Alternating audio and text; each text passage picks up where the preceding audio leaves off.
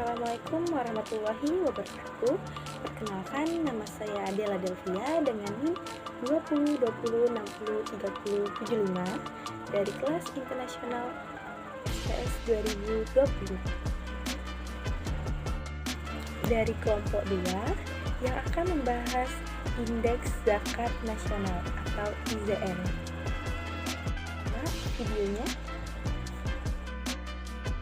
Pengertian IZN, Indeks Zakat Nasional, merupakan sebuah indeks komposit yang dibangun dengan tujuan untuk mengukur perkembangan kondisi perzakatan nasional. Dibentuk oleh tim peneliti Pusat Kajian Strategis Puskas, Basnas pada tahun 2016. IZN diharapkan menjadi indikator yang dapat memberikan gambaran sejauh mana zakat telah berperan terhadap kesejahteraan mustahik dan juga dapat menunjukkan pada tahap apa institusi zakat telah dibangun, baik secara internal, kelembagaan, partisipasi masyarakat, maupun dari sisi dukungan yang diberikan pemerintah. Penyusunan IZN dilakukan dengan menggunakan penelitian berbasis mixed methods dan menggunakan pedoman SMART, yaitu komponen indeks yang memenuhi kriteria spesifik, measurable, applicable, reliable, dan timely. Untuk memperoleh estimasi dalam nilai, IZN menggunakan metode yang dinamakan multi-stage weighted index. Metode ini menggabungkan beberapa proses tahapan pembobotan yang telah diberikan pada setiap komponen penyusun indeks, sehingga pembobotan yang diberikan pada setiap komponen tersebut harus dilakukan bertahap dan bersifat prosedural.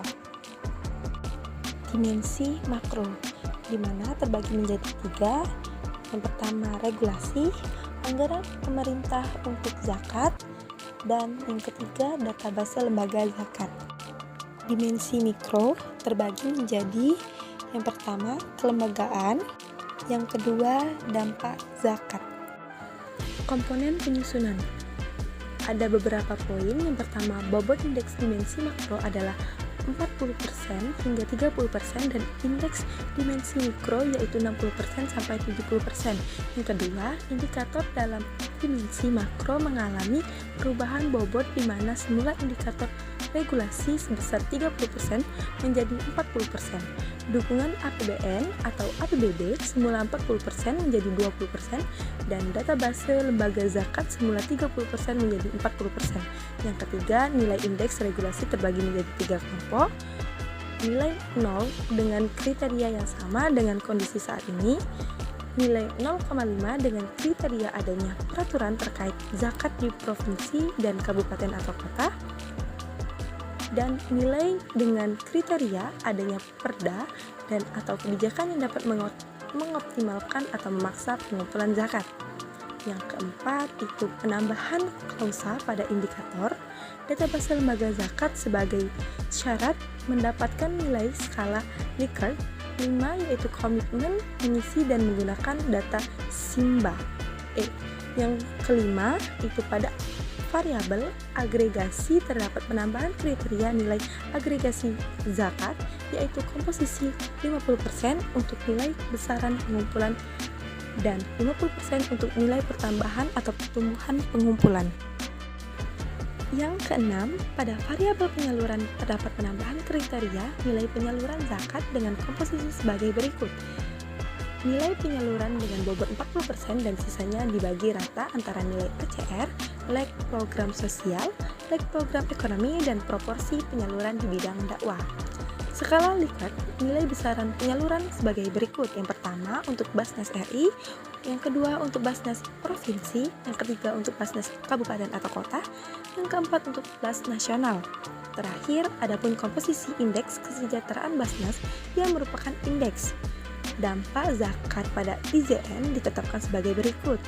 Bobot indeks kesejahteraan Cibes semula 40% menjadi 50%, bobot indeks modifikasi IPN semula 40% menjadi 20%, bobot indeks kemandirian semula 20% menjadi 30%. Model estimasi perhitungan. Model perhitungan indeks dalam kajian terbagi menjadi tahapan yang bersifat sistematis, sehingga dilakukan secara berurutan. Yang pertama, membuat scoring skala Likert dengan rentang 1-5, di mana 1 menggambarkan tahap kondisi paling buruk dan 5 kondisi yang paling baik. Kedua, menghitung indeks setiap variabel. Formula yang dilakukan untuk perhitungan indeks pada setiap variabel adalah sebagai rumus di samping. Adapun nilai indeks yang dihasilkan akan berada pada rentang 0,00 sampai 1,00. Ini berarti semakin rendah nilai indeks yang didapatkan, semakin buruk kinerja perzakatan nasional, dan semakin besar nilai indeks yang diperoleh berarti semakin baik kondisi perzakatan. Terakhir, tahap ketiga kemudian mengalihkan indeks yang diperoleh pada setiap variabel dengan bobot masing-masing untuk memperoleh indeks pada indikator. Baiklah, itu saja pemaparan materi dari saya. Saya minta maaf apabila ada kesalahan. Saya akhiri. Wassalamualaikum warahmatullahi wabarakatuh. See you next time.